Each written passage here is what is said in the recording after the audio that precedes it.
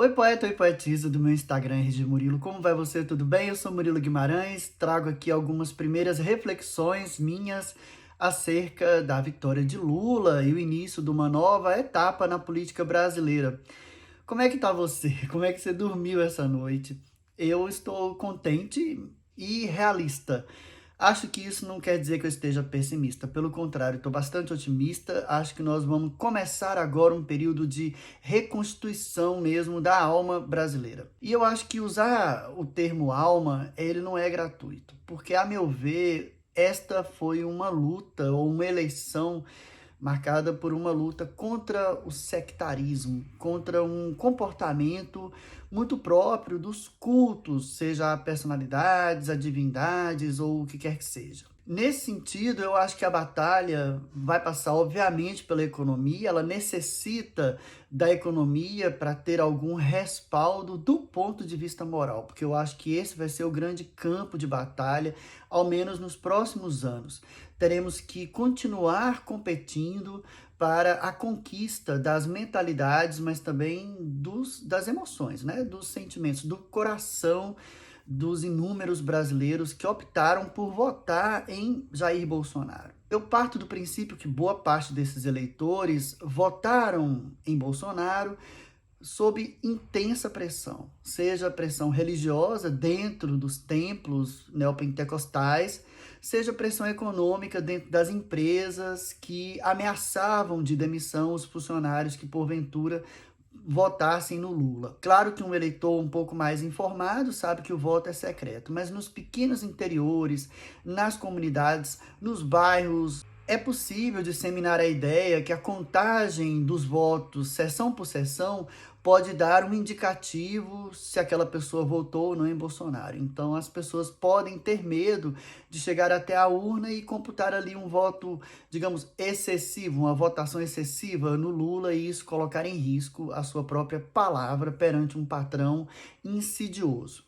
E daí um primeiro ponto, né? O Bolsonaro ele perdeu roubando muito. Não apenas o Bolsonaro, mas o bolsonarismo. Quer dizer, além desses patrões, dos pastores, a gente teve ao longo de toda a campanha eleitoral um conjunto enorme de medidas do governo federal que explicitaram uma estratégia de campanha baseada na desobediência à legislação.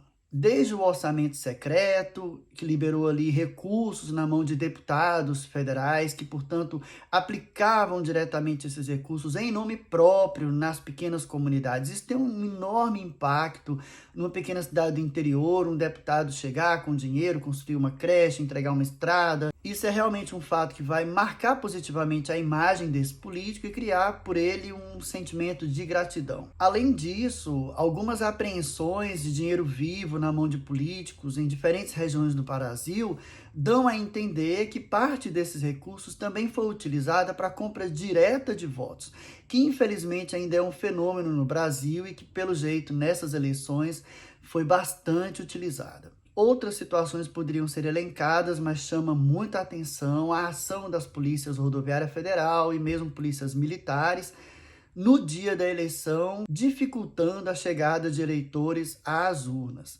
Já saiu uma notícia hoje, segunda-feira, dando conta de que a abstenção foi maior do que a média nacional em 5 dos 10 estados onde estas ações ocorreram com mais frequência. Vencemos a eleição. Muito bem, não há que questionar o resultado, mas é de se supor que estas ações policiais, elas exerceram alguma influência, uma vez que a eleição foi ganha com uma diferença de 2 milhões de votos, pouco mais, pouco menos. Se pensarmos que nesses estados perdemos ali 300, 500 mil, já estamos falando de alguma percentagem no resultado final. Isso me leva a crer que se eles tivessem agido com mais liberdade, sem a ação eficaz do Tribunal Superior Eleitoral, eles provavelmente teriam conseguido eleger o Bolsonaro. Inclusive, eu fiz um jogo de tarô, tá lá no YouTube, para as eleições, em que o tarô acertou 100% das previsões, inclusive a de que o Bolsonaro terminaria essa eleição como um vitorioso, na medida em que ele perderia o cargo, mas deixaria o seu império erigido. E foi isso que aconteceu. Saiu muito fortalecido, embora provavelmente agora esteja piando de medo das consequências de tudo que ele cometeu ao longo da sua presidência e anteriormente também. Bom, voltando ao meu argumento central, eu quero dizer que a luta começa agora. Nós temos uma batalha simbólica a travar contra a influência das religiões neopentecostais, inicialmente. A meu ver, a esquerda precisa voltar a criar uma vitrine moral com religiosos, intelectuais, artistas e outras personalidades anônimas ou reconhecidas que possam apresentar massivamente à população brasileira outros modelos de espiritualidade e de exercício da cidadania. Posso citar, por exemplo, o padre Júlio Lancelotti, em São Paulo, que tem um trabalho fenomenal junto à população em situação de rua, e tantas outras personalidades no Brasil que poderão, pelo próprio exemplo, indicar para as pessoas que existe uma vida moralmente respeitável fora dos templos neopentecostais. Quando eu digo uma vitrine moral, não estou dizendo uma vitrine moralista. Estou falando, por exemplo, de respeito às populações LGBTQIAP+, respeito às religiões afrodescendentes ou às religiões não cristãs no Brasil, de um pensamento filosófico que prega a liberdade por um outro viés que não esse estritamente liberal. Existem aí inúmeras possibilidades de criarmos discursos e narrativas que possam competir com linguagem popular e acessível com o discurso inflamado de pastores nos púlpitos das igrejas neopentecostais. E quando digo neopentecostais, refiro-me a toda e qualquer agremiação religiosa com argumento fundamentalista, baseado em a verdade está aqui e somente por este Deus, neste altar, é que você alcança o paraíso. É preciso abrir as mentalidades, especialmente nas classes mais pobres. E isso vai implicar naturalmente o desenvolvimento de um discurso e de uma prática pacificadores. As pessoas poderão compreender que a alegria vivida em conjunto, o respeito à diversidade,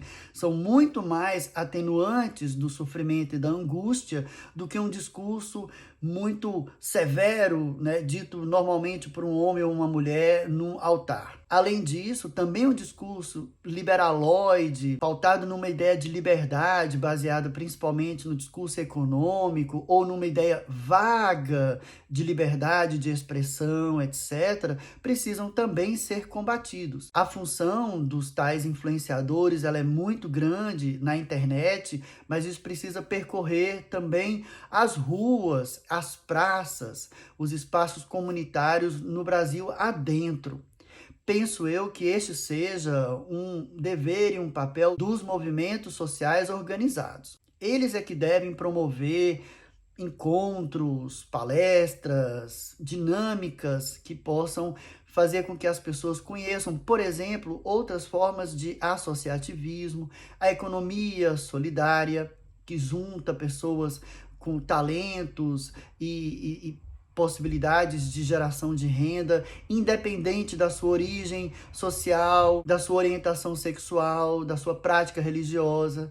Penso que a formação de grupos de economia popular e economia solidária, ou a chamada economia criativa, por exemplo, podem, pela via da boa economia, integrar pessoas distintas e, assim, levar para dentro das igrejas e das famílias estas possibilidades mais alargadas de compreensão moral que eu estou me referindo aqui, fazendo com que as pessoas tenham consciência do seu lugar social e o que significam os seus capitais financeiros e simbólicos no conjunto da sociedade economicamente ativa.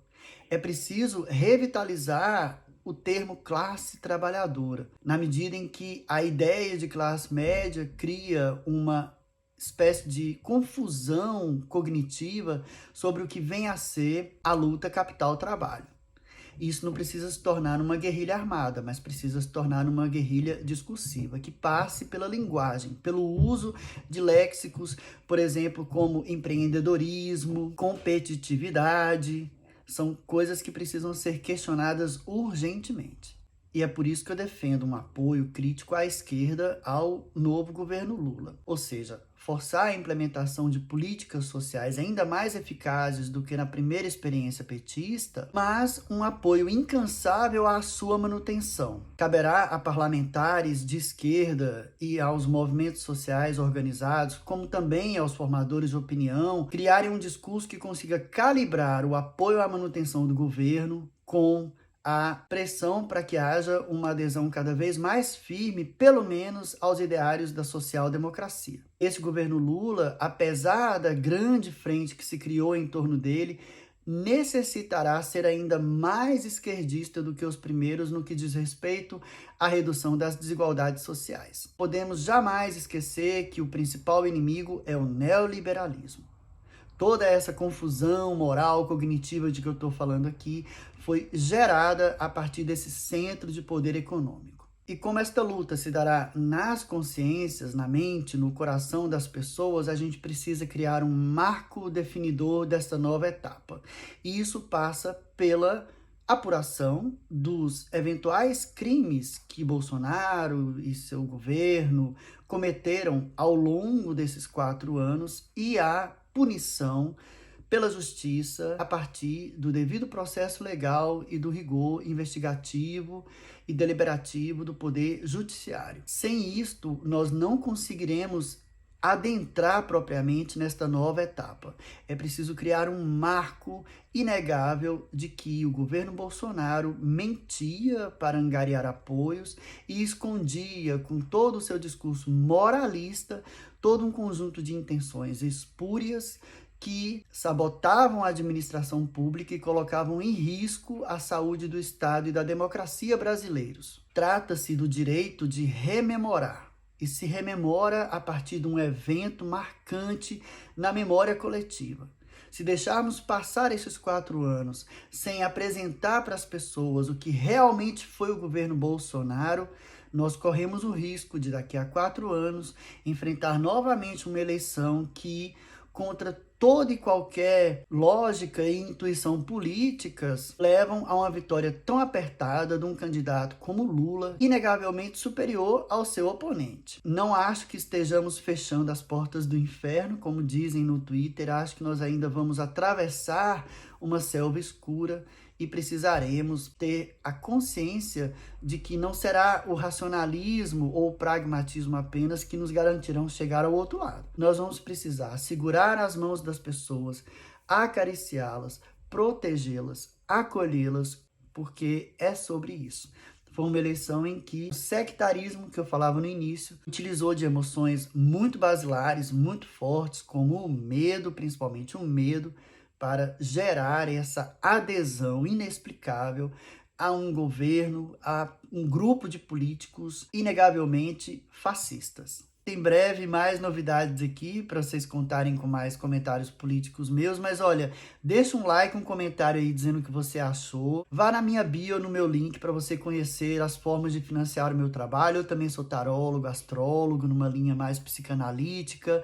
Venha fazer uma consulta, se conhecer melhor, viajar aí pela sua memória. Você também pode conhecer meus poemas dançantes, comprar eventualmente alguns deles. Eu tenho um livro de poemas publicado que também está à venda. Existem 1000 maneiras de você facilitar a continuidade desse trabalho aqui na internet. No mais, eu agradeço muito por você ter chegado até aqui. Deixo com você meu grande abraço, força, brilha uma estrela com dignidade. Tchau, poeta, tchau, poetisa.